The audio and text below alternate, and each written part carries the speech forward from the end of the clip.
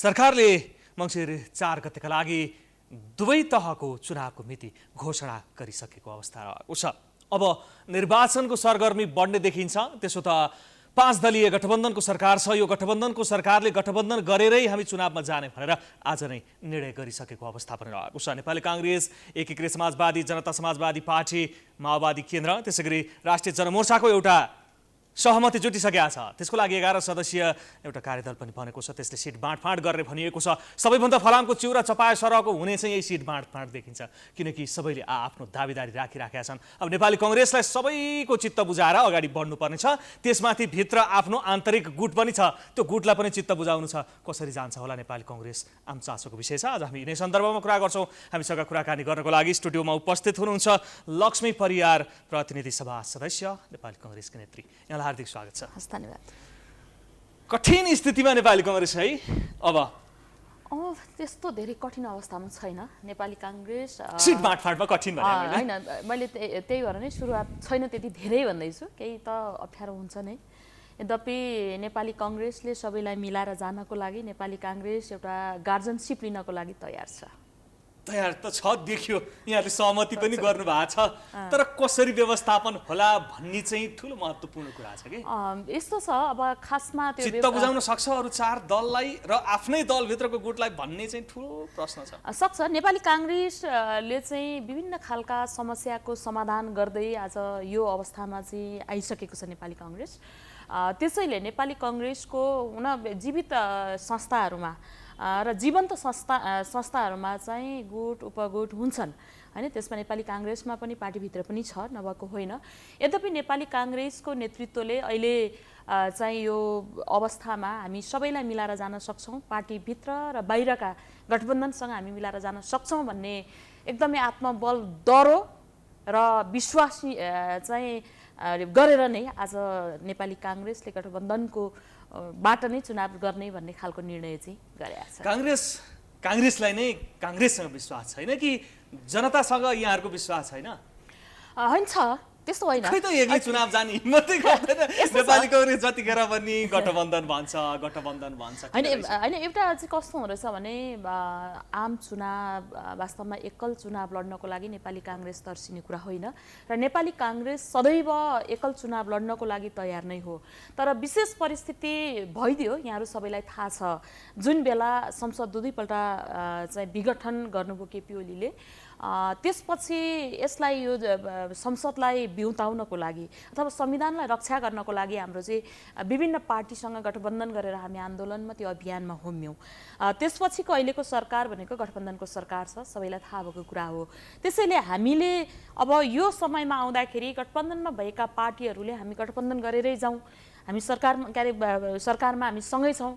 त्यसैले हाम्रो चाहिँ कार्यगत एकताका कुराहरूमा चाहिँ यो पटकको लागि हामी सँगै जाउँ भनिसकेको किन रहेछ सिद्धान्त नमिल्ने दलहरू छन्? ठिक छ, मानियो 2 पटकसम्म केपी शर्मा ओलीले संसद विघटन गरे, त्यसको हामीले रक्षा गर्नका लागि विभिन्न कदम चाल्नु पर्यो।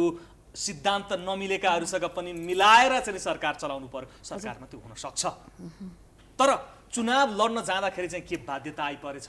त्यो चाहिँ अरूसँगको पार्टीसँगको कुरा हामीलाई थाहा हुँदैन होइन।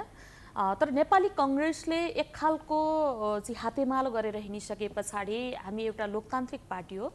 त्यसैले जुन एउटा विश्वास र त्यो सहकार्यलाई बिचैमा छोडेर जाने आँट काङ्ग्रेसले पनि भावनात्मक अलि बढी भएको त्यसमा नेपाली काङ्ग्रेस भावनात्मक सैद्धान्तिक विचारधारालाई एकातिर थन्काएर यस्तो छ। अनि भावनालाई चाहिँ ओहो हिजो सँगसँगै साथै आएका साथीहरूलाई कसरी छोड्नु र भने हो। यस्तो छ, यदि नेपाली काङ्ग्रेसले सैद्धान्तिकै कुरा मात्रै गरेर जाने हो भने देशमा निकै ठुलो दुर्घटनाहरू हुन्थ्यो। जब गिरिजाप्रसाद कोइरालाले यो देशमा भएको जुन अप्ठ्यारो परिस्थितिमा त्यतिखेर ठुलो युद्ध चलिरहेको बेलामा सिद्धान्त मिलेर त त्यो संसदमा चुनावै नलडेको पार्टीलाई लिएर चाहिँ समाहित गर्नु भएन। त्यसैले हामी के गर्छौँ भनेदेखि यो राष्ट्रलाई जोगाउनको लागि विशेष परिस्थितिमा त्यो सम्भव छ। त्यो सम्भव छ शान्ति प्रक्रियामा ल्याउनका लागि, कसै सशस्त्र द्वन्द्वमा लागेकोलाई शान्ति प्रक्रियामा ल्याउनका लागि विभिन्न प्रक्रियाहरू हुन सक्छन्, विभिन्न कदमहरू हुन सक्छन्। तर यो अवस्थामा, यो परिस्थितिमा कसरी त्यो भन्न सकिन्छ हामीले भन्ने कुरा चाहिँ महत्त्वपूर्ण कुरा रहेको छ। लक्ष्मीजी, मलाई अब यो सैद्धान्तिक रूपमा चाहिँ अलिकति थोरै नेपाली काङ्ग्रेस विचलनमा आएको हो कि भन्ने चाहिँ मलाई लागेको। अब यहाँको विचार म सुन्छु। अब कुनै पनि अवस्थामा नेपाली काङ्ग्रेस विचलनमा आएको छैन। नेपाली काङ्ग्रेस दृढतापूर्ण रूपमा नै अगाडि बढ्दछ। यहाँले भन्नुभयो जस्तै सिद्धान्तको कुरा गर्ने हो भनेदेखि नेपाली काङ्ग्रेस डेमोक्रेटिक पार्टी, अहिले गठबन्धनमा आएका केही पार्टी कम्युनिस्ट पार्टी, तर हामीले हिजोको अवस्थामा जुन एउटा कार्यगत एकताका कुराहरू हामीले जोड्यौँ, लोकतन्त्रमा अभ्यस्त हुन खोजेका पार्टीहरू पनि छन् र हामी सँगै लडेर चाहिँ यो लोकतन्त्रलाई चाहिँ स्थापना पनि गरेका हौँ होइन। त्यसैले अहिलेको अवस्था भनेको हामी सरकारमा सँगै छौँ, सरकारमा सँगै भएर गइरहेका छौँ। त्यसैले नेपाली काङ्ग्रेस एकल चुनाव जानको लागि डराएको होइन होइन। सिद्धान्त त हामी जाने नै जान सक्थ्यो, हामी किन नसक्ने? नेपाली काङ्ग्रेस एक्लै लडेको होइन र। नेपाली काङ्ग्रेस भित्रको एउटा समूह डाक्टर शेखर कोइराला समूहले त्यो आशय त स्थानीय तहदेखि नै व्यक्त गरिराखेका थियो नि, तर यहाँले मान्नु भएन। यस्तो छ, तपाईँलाई मैले एकदम क्लस त भन्ने हो भने नेपाली काङ्ग्रेसमा केही एउटा सेलिब्रेटी हुने र आफूलाई पपुलिस्ट बनाउनको लागि केही नेताहरू अगाडि बढ्नुभएकै हो।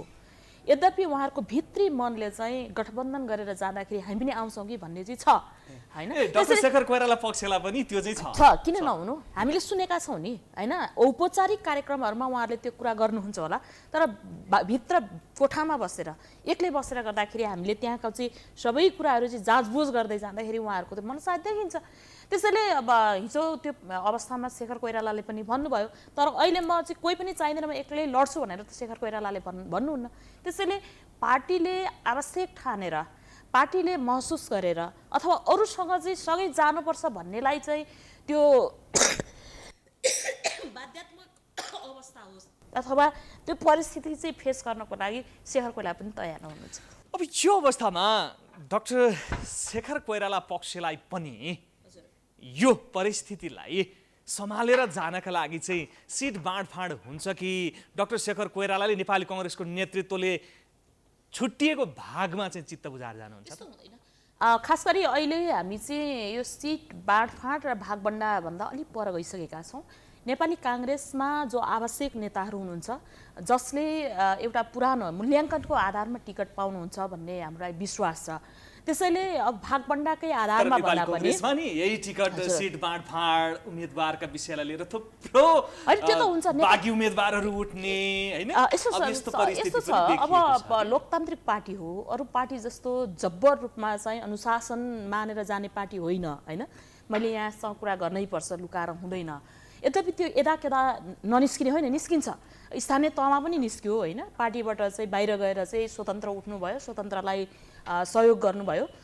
यद्यपि अहिले पनि नहुने होइन, त्यो हुन्छ होला, तर चाहिँ यो भाग यति भन्दा पनि त्यहाँ चाहिँ जो एउटा एकदमै पुरानो नेतृत्वहरू हुनुहुन्छ जसले म टिकट लिएर चुनाव लड्छु भन्न तयार हुनुहुन्छ, उहाँहरूको लागि चाहिँ सभापतिज्यू अलिकति गहिरो रूपमा नै संवेदनशील हुनुहुन्छ भन्ने मलाई लाग्छ। हजुर, यो पटक काङ्ग्रेसले युवाहरूलाई उम्मेदवार बनाउने सम्भावना छ कि पुरानै नेताहरू फेरि दोहोरिएर आउँछन्?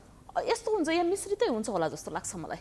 किनभने केन्द्रीय सदस्यमा पनि यहाँको महाधिवेशन 14औं महाधिवेशनमा अधिकांश युवाहरूको उपस्थिति देखिएको थियो। अब चाहिँ काङ्ग्रेसले पनि युवा उम्मेदवारलाई टिकट दिने हो कि होइन? पुरानै पुस्ताका तिरै नेताहरू फेरि भोट माग्न यस्तो छ, अब पुरानो पार्टी हो हेर्नुहोस्, नेपाली काङ्ग्रेस भनेको अहिले भर्खरै जन्मिएको पार्टी होइन, धेरै पुरानो पार्टी हो। पुरानो नेताहरूको निकै ठुलो जमघट छ हाम्रो पार्टीमा र अहिले युवाहरू पनि थुप्रै अगाडि आउनुभएको छ यहाँले भन्नुभयो जस्तै।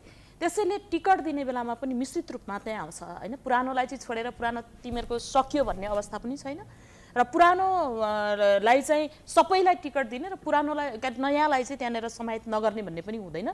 त्यसैले यसपालाको टिकट भनेको मिश्रित आउँछ। मलाई लाग्छ धेरै चाहिँ युवाहरूले नै यसपाला टिकट पाउनुहुन्छ कि भन्ने चाहिँ मलाई चाहिँ विश्वास चाहिँ छ। यहाँलाई विश्वास छ? हजुर, नेपाली काङ्ग्रेसले यहाँको थोरै आकलन मात्रै गर्नुहोस्, नेतृत्वले गर्ने काम हो होइन, कति प्रतिशत आफ्नो भागमा राख्छ भागबन्डा नेपाली काङ्ग्रेसका लागि?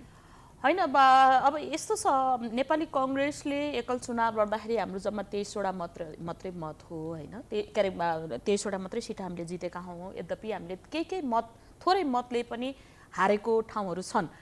त्यसैले मलाई जहाँसम्म लाग्छ 90-80 90 सिटसम्म चाहिँ हामीले पाउनुपर्छ भन्ने प्रत्यक्षमा कुरा हो 90 प्रत्यक्षमा त्यो चाहिँ क्षेत्रमा नेपाली कांग्रेसको दाबी हो। त्यो चाहिँ हुन सक्छ भन्ने अब दाबी म त्यो दाबी गर्ने ठाउँमा र म त्यो चाहिँ दिने ठाउँमा त म छैन, छैन। हुनुहुन्न, तर एउटा कार्यकर्ताको हिसाबले, मेरो आकलन हेर्दाखेरि र हाम्रो नेताहरूसँगको माग पनि के हो भनेदेखि हामीले गठबन्धन गर्छौँ भन्दैमा सबैलाई सुम्पिनु हुँदैन हैन। नेपाली कांग्रेसको थुप्रै नेतृत्वहरू चाहिँ टिकट लिएर चुनाव लड्नको लागि तयारी हुनुहुन्छ। 165 वटा क्षेत्रमा हामी टिकट लिएर के अरे चुनावमा चाहिँ फेस गर्छौँ भन्ने नेतृत्वहरूलाई चाहिँ भनौँ न व्यवस्थापन गर्नको लागि त 90-95 सिट त हुनैपर्छ होला जस्तो लाग्छ। त्यो भएर त्यो चाहिँ त्यतिले चित्त बुझाउँछ नेपाली कांग्रेसले त्यसो भए गर्नै पर्यो किनभने 5 वटा गठबन्धन छ, 5 वटालाई 165 भाग लाउनु पर्छ होला, त्यहाँभित्र पनि बार्गेनिङ चल्ला हैन। त्यसैले मलाई चाहिँ लागेको चाहिँ त्यो चाहिँ हुन सक्छ कि भन्ने लाग्छ। सक्छ भन्ने लाग्छ।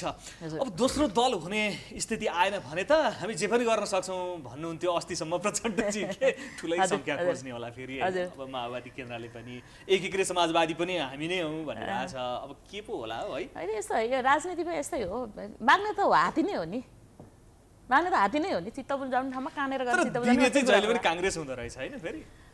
कांग्रेस परिपक्व पार्टी पनि त हो नि त।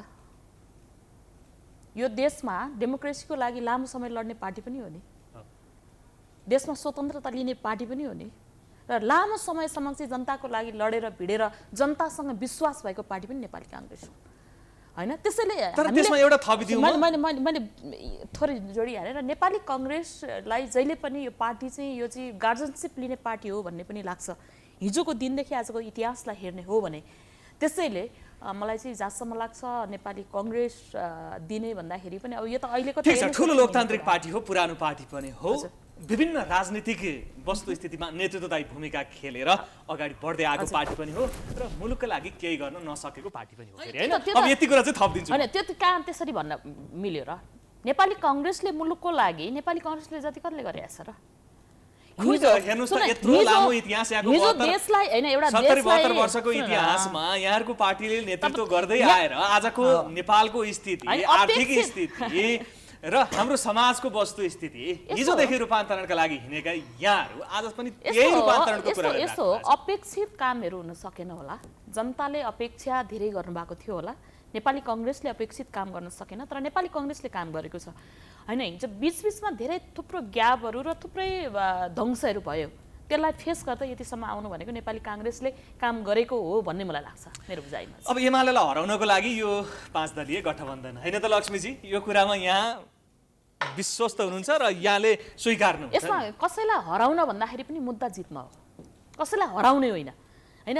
म चाहिँ अहिलेसम्म के छ भने म कहीँनिर मैले केही फेस गर्छु भनेदेखि म कसैलाई हराउन, जस्तै मैले चाहिँ हाम्रो चाहिँ पार्टीको चुनावमा लड्दाखेरि म कसैलाई हराउन भन्दा म जित्नको लागि लडिरहेको हुन्छु। मैले टिकट लिएर गएँ भने म जित्नको लागि गरेको हुन्छु। म जित्दै गर्दा को हार्छन् आफ्नो ठाउँमा छ, तर फलानुलाई हराउन भन्ने कुरा चाहिँ होइन। तर यो पालि चाहिँ त्यसै भन्नुभएको छ। यो प्रतिगामी तत्त्वलाई हराउनको लागि, संविधान मिच्ने तत्त्वलाई हराउनको लागि भने त्यही नेकपा एमालेलाई हराउनको लागि। यो त यहाँहरूले र आम जनताले बुझेको कुरा होला, तर नेपाली कांग्रेसले कसैलाई हराउन होइन, तर हाम्रो मुद्दालाई जित्नको लागि, हाम्रो कार्यगत एकतालाई चाहिँ सशक्त बनाउनको लागि चाहिँ यो गठबन्धन हो। अब एजेन्डा के छ, एजेन्डातिर लागौँ है। यहाँहरूले त नेपाली कांग्रेसको एजेन्डै तय गर्नु भएको छैन, अधिवेशन गर्नुभयो, नीति अधिवेशनै भएको छैन, यहाँहरूको आफै अलमलिरहेछ। अब चुनावी एजेन्डा चाहिँ के त नेपाली कांग्रेसको? अब हाम्रो खास गरी सायद हाम्रो चाहिँ अब टिम बन्ला हैन, बनेर चाहिँ घोषणा पत्रहरू जारी हुन्छन्, तर नेपाली कांग्रेसको जहिले पनि हामीले अगाडि लिएर जाने भनेको चाहिँ सङ्घीय लोकतान्त्रिक गणतन्त्रलाई स्थापना गर्दै यो मुलुकको विकासको लागि नेपाली कांग्रेस जहिले पनि अग्रसर हुने कुरा एउटा रह्यो हैन। र आम नागरिकहरू, नेपाली नागरिकहरू चाहिँ जहिले पनि असजिलो परिस्थितिबाट गुज्रिरहेको अवस्थामा उनीहरूलाई अत्यावश्यक आधारभूत आवश्यकताहरूलाई कसरी परिपूर्ति गर्ने भन्ने कुरा नै हो। र हामीले चुनाव लड्दै गर्दा मानव विकास र आम विकासका कुराहरू नै हामी जोड्छौँ। सायद यिनै कुराहरूलाई चाहिँ हामीले अगाडि लिएर जान्छौँ र विशेष गरी शिक्षा र आर्थिक नीतिहरू पनि हामीसँग जोडिन्छन्, किनभने अहिले हाम्रो देशमा आर्थिक नीति निकै डमाडोल भइसकेको छ। त्यसैले कतिपय देशहरू चाहिँ लोकतन्त्र आइसकेपछि, गणतन्त्र स्थापना भइसके पछाडि विकासका आधारहरू बढेर जाने, अर्थतन्त्र बलियो भएर जाने अवस्था छ, तर हाम्रोमा त्यो छैन। तिनै आधारहरू चाहिँ हाम्रो बन्न सक्छ। अब गठबन्धनको साझा घोषणापत्र आउँछ कि पार्टीगत रूपमा घोषणापत्र आउँछ?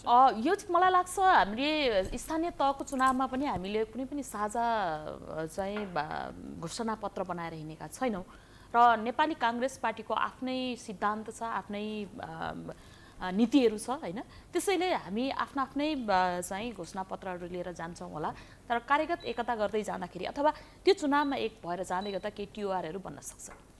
कुनै ठाउँमा स्थानीय तहमा यहाँहरूले यदि तालमेल हुन नसकेको ठाउँमा छ नि स्वतन्त्र रूपमा उठ्नु आफ्ना उम्मेदवारहरू भनेर छाडी पनि दिनुभयो, सङ्घीय इलेक्सन र प्रदेश इलेक्सनमा त्यस्तो हुने सम्भावना हुन्छ? यस्तो छ, तपाईँले भन्नुभयो जस्तै नेपाली काङ्ग्रेसले चाहिँ तपाईँहरू उठ्नुहोस् भनेर त्यो भनेको होइन। यद्यपि नेपाली काङ्ग्रेसमा निकै अराजकताको जमातहरू पनि छ के। मैले अघि नै भने लोकतन्त्र र स्वतन्त्रता नेपाली काङ्ग्रेसमा धेरै नै छ। हामी अनुशासनमा धेरै बाँधिरहेको अवस्था छैन, त्यसैले केही मान्छेहरू त्यस्तो गरे होइन, तर नेपाली काङ्ग्रेस पार्टीले नै त्यो गर भनेर लगाएको होइन।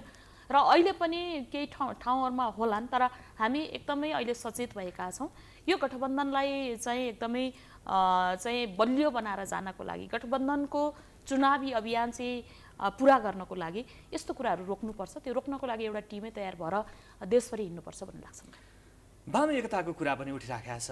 राजनीति भनेको चाहिँ यो अनिश्चितताको खेल हो, अन्तिम बिन्दुमा पुगेर के हुन्छ थाहा हुँदैन पनि भन्छन्। यहाँ राजनीति गर्नुभएको छ, राजनीतिलाई फेरि नेपालको राजनीति विशेष गरी बुझ्नु भएको छ, त्यो स्थिति देखिन्छ पनि अन्तिम अवस्थामा। एकातिर वाम गठबन्धन बनेर फेरि यो गठबन्धन भत्कियो भने होइन, त्यस्तो भयो भने त भनेकै छ नि, नेपाली काङ्ग्रेसले कस्तो ठुलो अप्ठ्यारो अवस्थामा त काङ्ग्रेस लडेर आएको हो।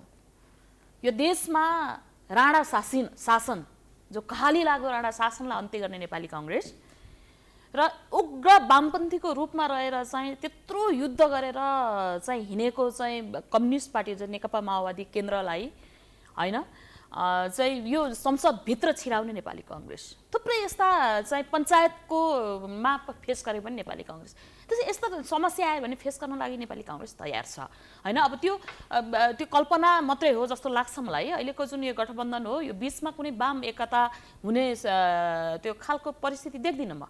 त्यसैले त्यो हुँदैन होला भन्ने लाग्छ। भयो भने पनि नेपाली काङ्ग्रेस पछाडि हटेर जाँदैन, चुनावमा फेस गर्छ। हजुर, अब यसपछिको चुनाव भइसकेपछि काङ्ग्रेसले नै नेतृत्व गर्छ कि प्रचण्डजी अलि आकाङ्क्षी भइराख्नु भएको छ? त्यो नेपाली काङ्ग्रेसले थोरै समर्थन गर्छ यस्तो छ, अहिले अब यसरी सल्लाह भइसकेको अवस्था छैन होइन। भोलि चाहिँ समय परिस्थितिले कसरी अगाडि बढ्छ र नेतृत्वहरूको चाहिँ कस्तो खालको चाहिँ सरसल्लाह हुन्छ, त्यसले चाहिँ नेतृत्वले जे गर्यो यहाँहरु त्यही होइन। हामी पनि होइन, हामी नेतृत्वसँग त पहिले त नेतृत्व नै हो नि। हामीले घरमा चाहिँ आफ्नो चाहिँ गार्जनलाई मानिराख्दा उहाँहरूसँगको सरसल्लाह त हुन्छ नि, हामीसँग सरसल्लाह होला होइन। हामी केन्द्रीय कमिटीमा बसेर हामी सल्लाह गरौँला होइन। यदि हाम्रो चाहिँ युवाहरूको चाहिँ छलफलबाट चाहिँ हामीले केही सुझावहरू दिउँला। यद्यपि हामीले चाहिँ निर्णय गर्दै गर्दा हामी पनि नेतृत्व हुन सक्छौँ नि होइन। कुनै पनि एउटा इस्युलाई चाहिँ छलफलमा चाहिँ नेतृत्व गरेर हामी पनि जान सक्छौँ। त्यसैले यो चाहिँ आउने परिस्थितिले चाहिँ क्रिएट गर्ने कुरा हो कि। त्यसैले अहिले नै ठ्याक्कै यो नै जस्तै गठबन्धनको लागि चाहिँ एउटा नेपाली काङ्ग्रेसको स्वार्थ चाहिँ छ नि, यति कुरा चाहिँ मलाई बताइदिनुहोस्। नेपाली काङ्ग्रेसको त्यही स्वार्थ कि अब आउने निर्वाचनमा यो मङ्सिर 4 पछिको निर्वाचनले जे परिणाम दिन्छ त्यसपछि पनि आफ्नै हातमा नेतृत्व पाउनका लागि यो गठबन्धन हो नि, यति त हो नि। राजनीति भनेको कसैले पनि म सत्ता बाहिर मात्रै बसेर राजनीति गर्छु भनेर राजनीति गरेको हुँदैन। पाँचै गठबन्धन भित्रका पनि सबै नेताहरू चाहिँ सरकारमा म पनि जान सक्छु कि भन्ने उनीहरूलाई पनि त्यो मनोभावना छ। नेपाली काङ्ग्रेस पनि सत्ताभन्दा बाहिर र सत्ताभन्दा चाहिँ म सत्तामा जाँदैन, काङ्ग्रेस जाँदैन भनेर चाहिँ चुनाव लड्दैन। त्यसैले यो भोलि परिस्थितिले कसरी निर्माण गर्ने कुरा हो, त्यो भइसके पछाडि हुनसक्छ नेपाली काङ्ग्रेस अन्य दलको नेतृत्व मान्न पनि नेपाली काङ्ग्रेस तयार छ। त्यसो भए अब त्यो चाहिँ पछिको परिस्थिति मैले बारम्बार भनिरहेको छु, त्यो परिस्थितिले कस्तो खालको चाहिँ ऊ जन्माउँछ त्यसलाई चाहिँ त्यो चाहिँ कथाले के माग्छ। ठिक छ, म अन्तिममा पनि छु लक्ष्मीजी। हजुर, यहाँले गठबन्धनको समीकरण बनाउनु भएको छ, चुनाव लडिसकेपछि सरकार समीकरणमा परिवर्तन भयो भने त्यो अवस्था कस्तो आउला है? अहिले चुनाव हुन्छ, यहाँहरू गठबन्धन गरेर चुनाव जितेर आउनुहुन्छ, त्यसपछि नेकपा एमालेसँग वामहरू मिलेर सरकार बनाउने स्थिति आयो भने? ठिकै छ, के छैन, वाम एक ठाउँ भएर पनि सरकार त यहाँहरू समर्थन गरिदिएका ती सांसदहरू गएर अर्कै समर्थनमा गयो त्यो पनि आखिरी त हुन सक्दो रहेछ। नेपालको राजनीति मात्रै नभएर राजनीतिका कति आयामहरू त्यस्तो छन् होइन। जस्तै यहाँ पनि त कहाँ चाहिँ 5 वर्षसम्म चाहिँ नेपाली काङ्ग्रेस सरकारमा जान्छ भन्ने त हामीले सोचेको पनि थिएनौँ होइन। बिचमा चाहिँ एउटा अझ वाम एकताबाट चुनाव लडे होइन 74 सालमा, अनि सरकार बन्यो, पछि पार्टी एक भयो र पनि त फुटेर फेरि काङ्ग्रेसकै नेतृत्वमा त सरकार बन्यो नि। त्यसैले अब त्यो हुँदै आउने कुराहरूलाई चाहिँ नेपाली काङ्ग्रेस कहिले पनि अतालिँदैन। नेपाली काङ्ग्रेस कहिले पनि अतालिँदैन, जे हुन्छ त्यसलाई फेस गर्न नेपाली काङ्ग्रेस तयार छ। त्यसैले म फेरि पनि के भन्छु भने नेपाली काङ्ग्रेस जस्तो अवस्थामा पनि जनताको लागि र लोकतन्त्र सङ्घीय गणतन्त्रको लागि र संविधानको रक्षाको लागि जहिले पनि नेपाली काङ्ग्रेस चाहिँ तत्पर छ। लक्ष्मीजी अन्तिममा छोटोमा बताइदिनुहोस्, 74 सालमा प्रत्यक्षमा 23 सिटमा खुम्चिएको नेपाली काङ्ग्रेस योपालि कहाँसम्म पुग्ला, के अपेक्षा गर्नुभएको छ? नेपाली काङ्ग्रेसको यो गठबन्धनको चुनाव हुँदैछ होइन, नेपाली काङ्ग्रेस राम्रै अवस्थामा आउँछ भन्ने हामीलाई लागेको छ। मैले अघि पनि भनेको थिएँ, फेरि पनि दोहोऱ्याउँछु, यदि हिजो ठुला दुईटा पार्टी मिलेर चुनाव लड्दै गर्दा पनि नेपाली काङ्ग्रेसको 23 सिट आयो। यद्यपि केही थोरै मतले चाहिँ हारेको अथवा थोरै मतले पराजित भएका चाहिँ नेताहरू पनि हुनुहुन्छ। त्यसैले यसपालि एकदमै राम्रो खालको सङ्ख्यामा नै हामी हुन्छौँ भन्ने मलाई लाग्छ। हस् हस्, यहाँको विचार र समयको लागि धन्यवाद। अलिकति अप्ठ्यारो पनि भयो बिचमा बोल्नको लागि। यहाँहरूलाई धेरै धन्यवाद, मलाई अलिक सन्चो पनि थिएन भर्खर भएको त्यसरी आयो। हस् हस्, थ्याङ्क यू सो मच। हस् धन्यवाद। दर्शकमा हुनुहुन्थ्यो लक्ष्मी परिवार प्रतिनिधि सभा सदस्य नेपाली काङ्ग्रेसकै नेत्री। अब चुनाव आइरहेको छ प्रदेश तहको र सङ्घीय तहको। यो चुनावमा नेपाली काङ्ग्रेसले अरू 4 दलसँग मिलेर गठबन्धन गरेर जाने निर्णय पनि आज गरिसकेको छ। यो अवस्थामा बाँडफाँड कसरी गर्ला र नेपाली काङ्ग्रेस आन्तरिक रूपमा पनि अलिकति 2वटा गुटमा छ भन्नै पर्दा यसलाई पनि मिलाएर सिट बाँडफाँड त्यसमाथि युवाहरूलाई मिलाउँदै कसरी लिएर जान्छ भन्ने सन्दर्भमा आज हामीले कुरा गऱ्यौँ।